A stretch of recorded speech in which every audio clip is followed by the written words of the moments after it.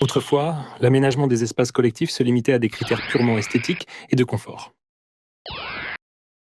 La consommation de l'espace était démesurée, le coût du logement exorbitant.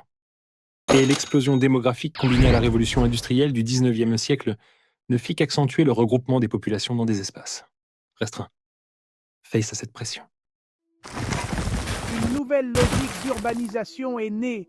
Une gestion rationnelle des espaces s'est imposée, séparant les zones industrielles des zones agricoles et de celles à urbaniser. Cette dernière est au cœur de notre étude.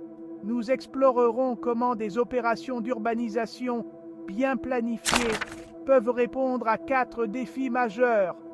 L'harmonie avec l'environnement, qu'il soit naturel, bâti ou socio-économique, tout en s'inspirant des attentes des habitants. La maîtrise des coûts, en évitant les dérives budgétaires, tout en prenant en compte les contraintes techniques. La création d'un cadre de vie agréable, capable de satisfaire les besoins des usagers. Un développement urbain équilibré et harmonieux, répondant aux aspirations des communes. À travers ce document, nous plongeons dans des sujets variés et techniques. Nous aborderons la conception des réseaux de voirie, l'importance des travaux de terrassement, la gestion de l'alimentation en eau potable, les stratégies d'assainissement, ainsi que l'intégration des réseaux électriques et de télécommunications. Chaque chapitre dévoile les secrets d'une urbanisation réussie, mettant en lumière les défis et les solutions propres à chaque aspect du développement urbain. En fin de compte, il ne s'agit pas seulement de créer des infrastructures, mais de transformer le terrain naturel en un espace de vie harmonieux. Pour cela, les VRD ne sont pas seulement des techniques, ce sont les clés d'une ville qui respire, qui vit et qui évolue au rythme des besoins de ses habitants. Tout cela se trouve dans les mystères des VRD, voiries et réseaux divers. Les VRD regroupent toutes les techniques de conception et les méthodes de calcul qui sont développées pour répondre aux 4 grands objectifs abordés précédemment.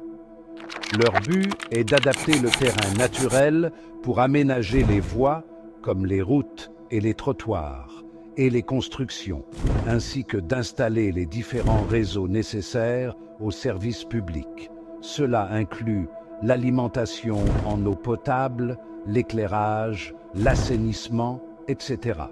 Les ingénieurs travaillant dans le domaine des VRD doivent donc prendre en compte plusieurs contraintes techniques et économiques qui influencent leurs décisions et leur conception.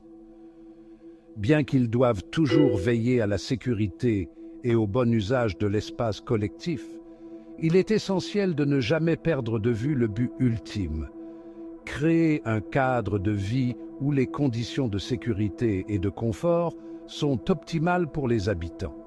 Inversement, les urbanistes et les aménageurs qui planifient les zones d'habitation doivent aussi intégrer dans leurs décisions la manière dont les grands ensembles, comme les complexes d'appartements ou les zones résidentielles, peuvent enrichir le cadre de vie des habitants tout en respectant les inspirations de ces derniers.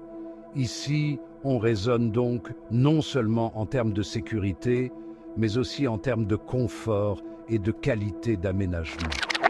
Cependant, cette vision génère souvent des défis techniques et demande des investissements importants pour concevoir et exécuter le projet. Enfin, pour résoudre ce paradoxe, il est possible de trouver des solutions moyennes, des compromis qui assurent un minimum de confort et de sécurité pour les habitants, tout en restant réalistes face aux contraintes d'aménagement. En somme, ce passage nous rappelle qu'en VRD, il ne s'agit pas seulement de construire de manière fonctionnelle, mais aussi de toujours garder à l'esprit un cadre de vie agréable et sûr, sans toutefois dépasser les moyens disponibles.